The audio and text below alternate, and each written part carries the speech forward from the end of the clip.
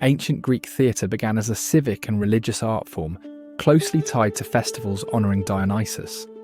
Performances were public events where drama, music, and ritual blended into a shared community experience. The earliest roots include choral songs called dithyrambs, performed in honour of the god. Tradition credits Thespis with stepping out of the chorus to speak as an individual character. Greek drama developed into three major forms: tragedy, comedy, and satyr play. Tragedy often retold myths to explore fate, responsibility, and the limits of human power. Comedy used humour, exaggeration, and satire to comment on politics, culture, and everyday life. Satyr plays were shorter, rowdier pieces that mixed heroic stories with playful, earthy comedy. Major dramatic competitions took place in Athens during the City Dionysia festival. Playwrights competed by presenting a set of plays, and prizes were awarded to winners. The state organised festivals, and wealthy citizens sponsored productions as a public duty. The sponsor, called a choragos, helped fund costumes, training, and the chorus. The theatre itself was typically built into a hillside to create natural seating and acoustics. The audience sat in the theatron, a wide, curved seating area facing the performance space. The orchestra was the circular area where the chorus sang, danced, and interacted with actors. A central altar, the thymel, sometimes stood in the orchestra as a reminder of ritual origins. The skene began as a simple backdrop and evolved into a building used for entrances and scene changes. The proscenium area in front of the skene became an important acting space in later periods. Actors entered through side passageways called parodoi that also framed the chorus's movement. Greek theatre was open air, and daylight shaped the look and rhythm of performances. Masks were essential, helping actors portray characters and project expressions to large crowds. Costumes and masks signalled age, gender, status, and emotion through bold visual codes. Only a small number of actors played many roles, changing masks and costumes between scenes. The chorus served as a collective voice that commented, questioned, and guided audience response.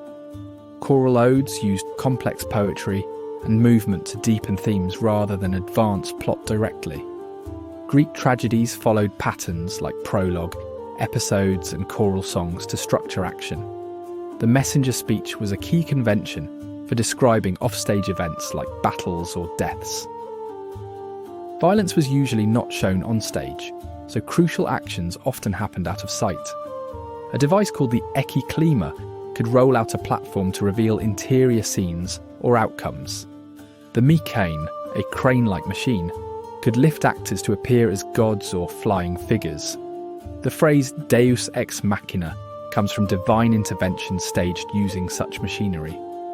Music and rhythm were central, with instruments like the aulos supporting song and movement.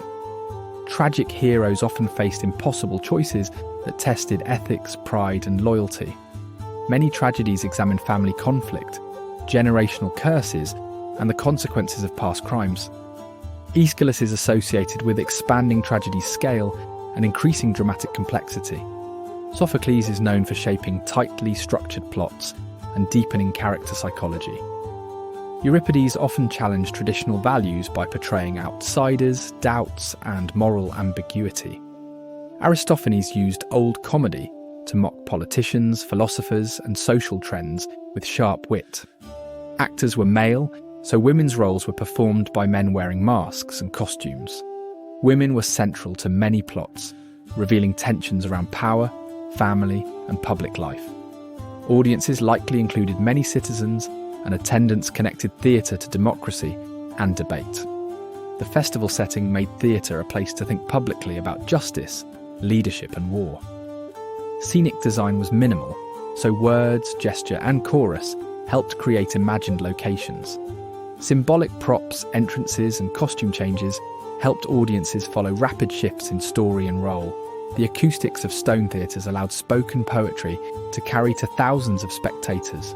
Greek theatre influenced Roman drama, which adapted Greek plots and performance traditions.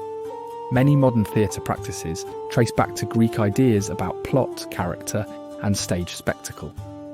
Studying ancient Greek theatre shows how performance can be both entertainment and a society's way of thinking aloud.